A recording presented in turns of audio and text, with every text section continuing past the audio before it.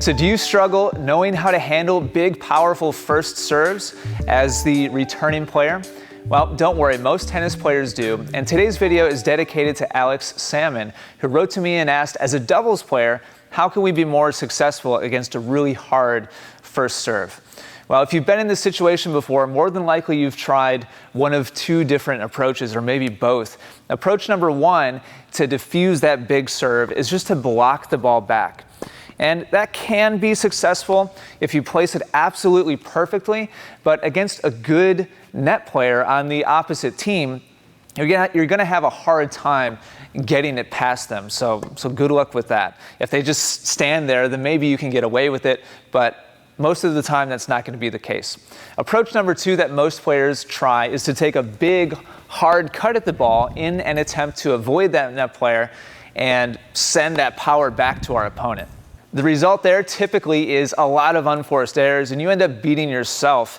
And frequently players kind of swing back and forth between those two extremes, trying to block it and push it back, or taking a big, strong cut at the ball and making a lot of mistakes. So what's the solution? The solution is a combination of calmness and length of swing.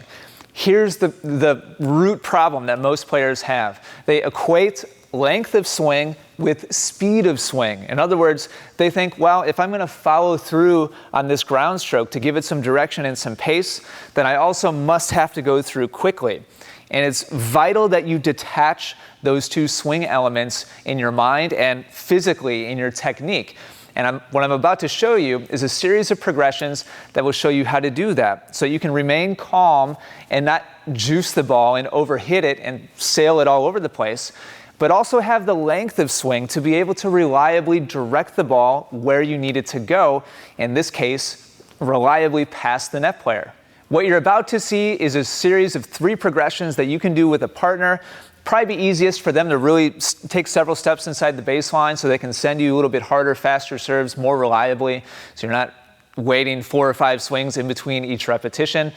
Progression number 1 is making a unit turn with your upper body and then simply putting the racket out and finding the ball. Just meet the ball out in front of you. The keys here are the quick unit turn, and then as you meet the ball, be relaxed and calm, especially in the hand and the forearm.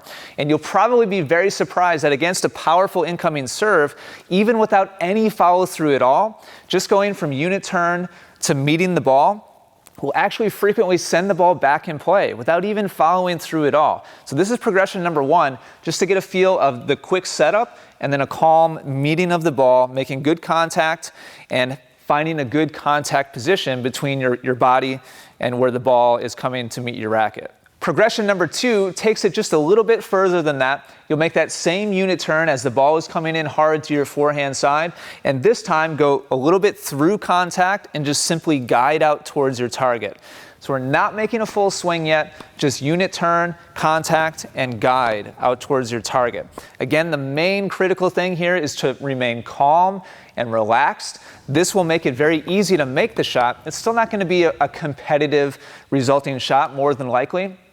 But if you make good contact here and you stay calm, you'll find it very easy to just guide the ball back over the net into play.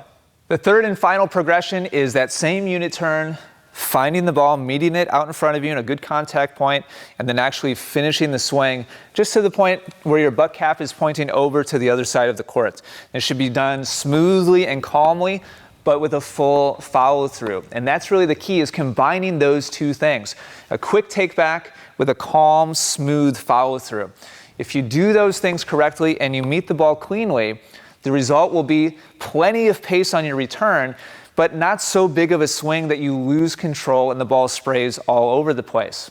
So this is a perfect in-between between the tentative, tight, just kind of block or maybe slice, and the full-on cut where you're making a gigantic swing. You can have the best of both worlds. The key here is remaining calm, remaining relaxed, and having a quick take back, but then a smooth and fluid follow-through without it being abrupt and overly aggressive. Do those things and you'll be able to calmly and solidly hit these returns back with good placement and good reliability. Quickly, before we sign off today, I want to give a shout out to Tomas at Field Tennis, because it occurred to me as I was wrapping up my planning for this tutorial that he has a video that's very similar on the same topic. Tomas, I respect your instruction very much, and our approaches here were slightly different, but I know we talked about a lot of the same things.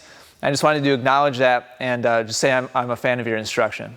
So with that, thank you so much for watching today. I hope this tutorial is a huge help to you. If you enjoyed it, do me a favor and click like. If you have any comments or questions, leave those down below. And also in the description down below, we have a link to some coaching that'll just cost you $1 that will show you how to hit the most accurate and consistent forehands and backhands of your life. So check that out. Thanks for watching. Take care and good luck with your tennis. For hundreds of free digital tennis lessons, head over to essentialtennis.com right now.